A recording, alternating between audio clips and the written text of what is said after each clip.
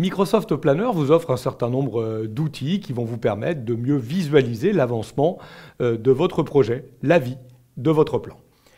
Regardons l'ensemble de ces outils. Alors, pour pouvoir les utiliser, il faut bien évidemment que vous ayez créé les tâches, que vous ayez affecté ces tâches, que vous ayez mis des dates d'échéance et que l'ensemble des personnes membres de votre équipe aient saisi l'avancement, renseigné l'avancement de ces tâches. Sinon, les outils vont manquer un peu d'intérêt.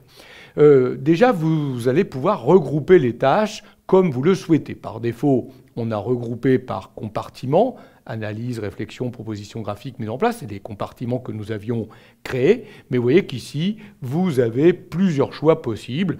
Vous pourriez regrouper en fonction de l'attribution. Donc là, ça pourrait être pratique pour voir toutes les tâches qui ne sont pas encore attribuées.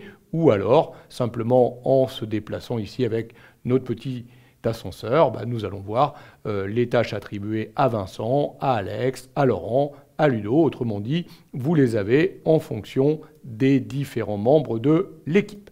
Vous allez pouvoir les regrouper selon l'avancement. Nous avions vu ça dans une vidéo précédente. Les tâches non commencées en cours terminées. Vous allez pouvoir les regrouper par échéance. Les tâches en retard, celles à réaliser cette semaine, la semaine prochaine.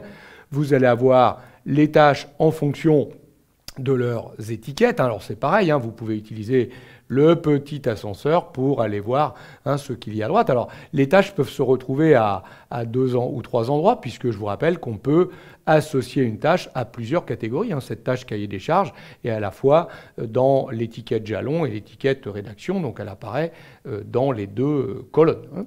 Vous allez pouvoir afficher selon la priorité, si vous avez renseigné les priorités au niveau des tâches. Donc ça, c'est le regroupement.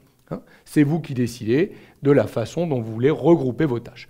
Autre élément, vous allez pouvoir filtrer. Là, pour l'instant, vous avez toutes les tâches du plan. Mais vous pourriez simplement, en cliquant sur Filtre ici, mettre un mot-clé ou utiliser les éléments d'échéance, de priorité, d'étiquette, de compartiment, d'affectation, de façon à filtrer les tâches. Si vous lui dites, par exemple, ici, je ne veux voir que les tâches qui sont étiquetées à jalon, et je ne veux voir que celles qui ont été associées à Vincent, vous n'aurez que les tâches qui sont associées à la catégorie jalon et qui sont affectées à Vincent. Bon, a priori, il y en a 2, une en retard, je le vois ici avec la couleur rouge, et une qui a une échéance au 27 mars. Je peux à tout moment effacer le filtre pour réafficher l'ensemble des tâches du plan. Donc vous voyez que vous allez pouvoir, en choisissant les éléments de regroupement et les filtres, vraiment organiser votre tableau comme vous le vouliez. Nous étions ici dans la vue tableau. Vous allez pouvoir passer à la vue graphique. La vue graphique est intéressante puisqu'elle va vous donner un état immédiat des tâches. Je vois que 7 tâches sont en attente, c'est qu'elles n'ont pas encore, on n'a pas encore indiqué qu'on avait démarré les tâches. 2 sont en cours, 1 est en retard et 4 tâches sont terminées. Et vous voyez la répartition du travail en fonction des compartiments que vous avez définis dans chacune des tâches. À côté, vous retrouvez les tâches et vous pourriez revenir sur les tâches pour les travailler.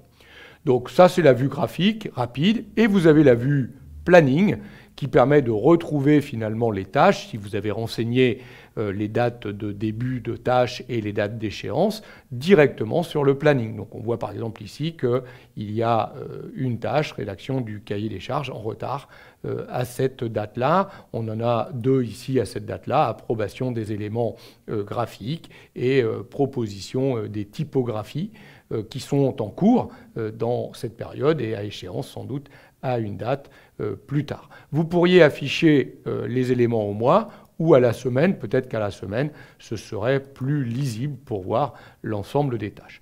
Voilà, vous avez la vue tableau, la vue graphique, la vue planning. À vous d'utiliser la vue la plus appropriée en fonction de ce que vous souhaitez analyser ou suivre dans l'avancement.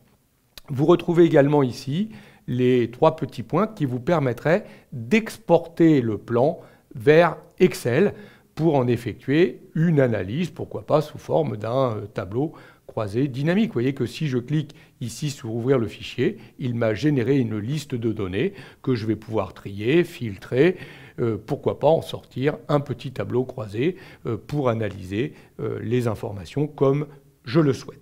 Donc vous voyez que Planner met à votre disposition un certain nombre d'outils et de vues vous permettant de suivre plus aisément la vie de votre projet, la vie du plan.